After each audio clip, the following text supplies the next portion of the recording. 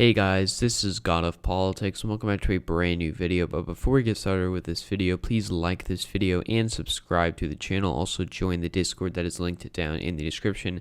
But in today's video, I'm going to be doing quite an interesting video that many of you will actually enjoy, and that is the 2020 election map if the coronavirus had not occurred. Now, obviously, the coronavirus has caused, the health crisis along with the economic crisis that has affected the election in a big way. It's also, you could almost objectively say that it has helped Joe Biden in the polls due to the response to the pandemic by Donald Trump. But what would the election map look like if the pandemic had not occurred?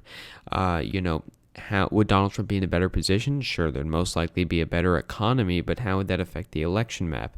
And I'm just going to go through each one of these states, seeing how I think they would have gone if there was no COVID-19 pandemic to affect the election. Now, as always, I will go through these safe states first. That includes Montana, Idaho, Wyoming, Alaska, North Dakota, South Dakota, the usual ones. All of Nebraska except for the 2nd District, Kansas, Oklahoma, Arkansas, Louisiana, Mississippi, Alabama, Missouri, Tennessee, Kentucky, South Carolina, Indiana, as well as Iowa, a state that almost went by safe margin in 2016, as well as Maine's 2nd District, which went by a safe margin in 2016 as well. And, some people saying it's going to be closer this time, but in this situation, it probably would have gone by a safe margin again. And as for Joe Biden, which the safe states, it would have been Washington. Oregon would be on the cusp of 10 points. That would push it into the lucky margin, but I'm going to leave it in the safe margin because I do believe it would have been just above 10 points, as well as California there.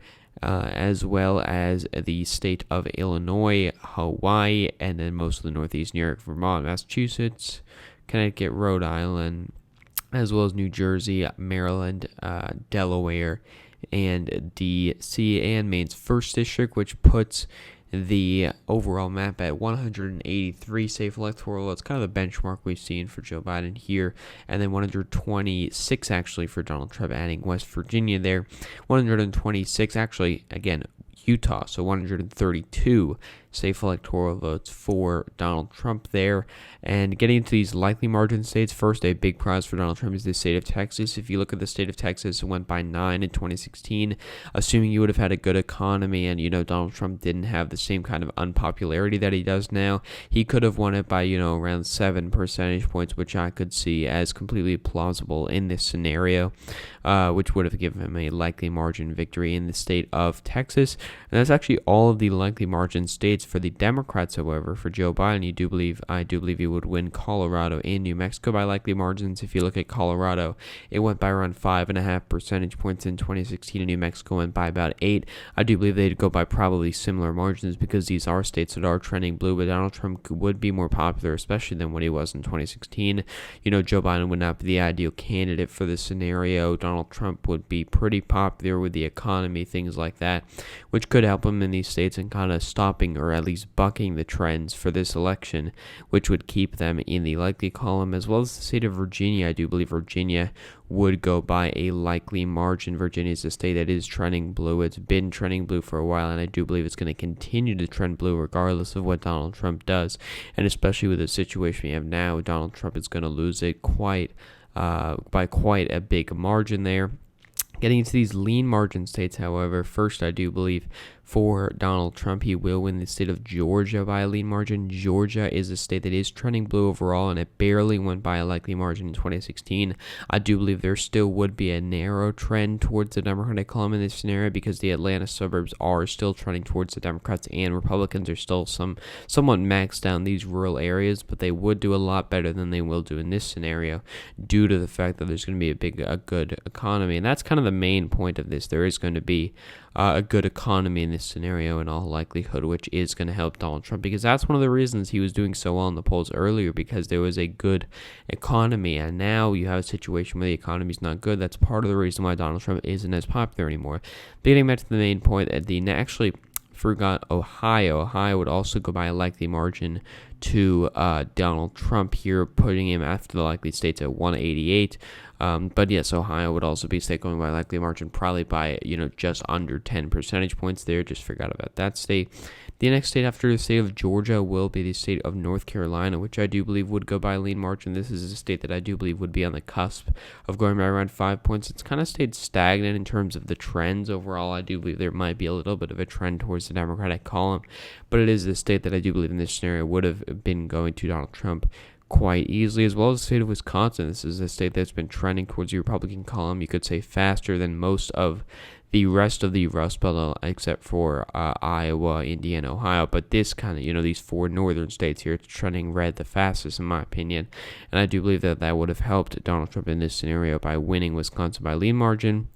And then finally, the final state or district in this scenario that would go by lean margin is Nebraska's 2nd district, which I do believe would go by lean margin, by a similar margin to what it went by last time, which would be a good scenario for Donald Trump there, being able to win a suburban district.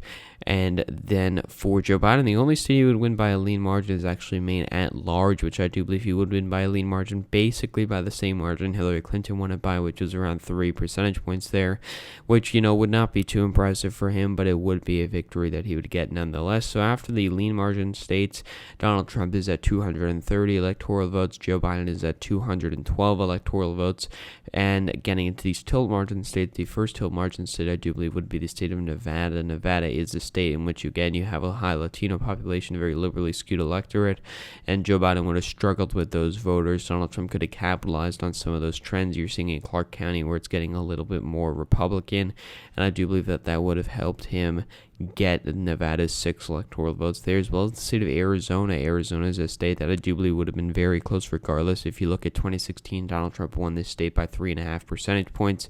In this scenario, I do believe he would win it by just under 2 percentage points. It was going to be closer regardless because of those Maricopa County trends. But when you have a good economy, that is going to bode well for Donald Trump, and I do believe we would have been able to win Arizona by a pretty decent margin, all things considered, especially, with the trends that you're seeing overall in the state of Arizona. Same thing with Florida.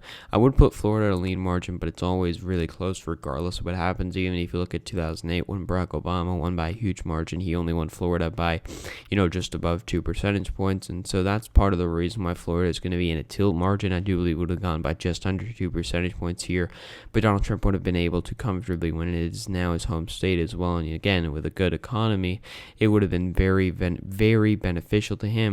And then a state that would actually be a flip from last time, along with the state of Nevada, would be the state of New Hampshire. New Hampshire is a state, it's a very white state. It's a state that trended heavily red as opposed to 2012 to 2016.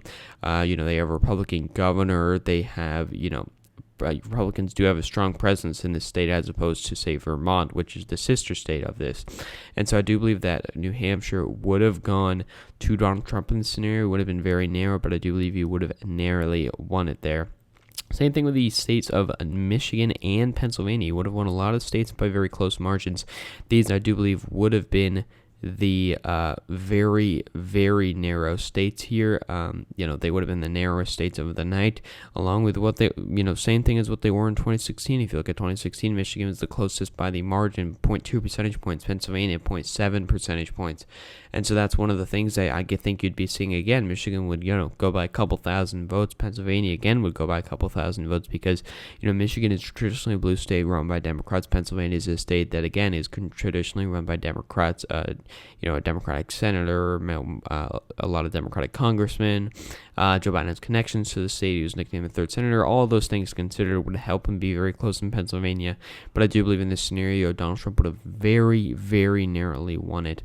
But Minnesota, I do believe, would have gone by tilt margin to Joe Biden. You would have had to have a pretty significant trend to overcome the fact that in 2016, it went to Hillary Clinton by 1.5 percentage points. You'd have to have basically Donald Trump winning the popular vote, which even in this scenario, I don't think Donald Trump would be able to do. But I do believe he would be able to get Minnesota very close. Not as close as Michigan and Pennsylvania, but it would have been very close. But at the end of the day, when it's all said and done, I do believe Joe Biden would have narrowly won it.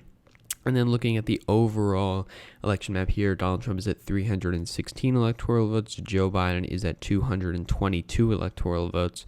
this would be, a net loss of 10 electoral votes for the Democrats and Joe Biden as opposed to the 2016 result.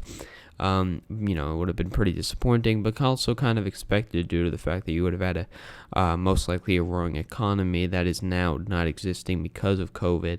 But that's kind of what the map would have looked like, in my opinion. It would have been a very different map to what we're seeing now, and you'll see that in my predictions and battleground maps in the past and in the future. So thank you all for watching this video. Please like this video and subscribe to the channel.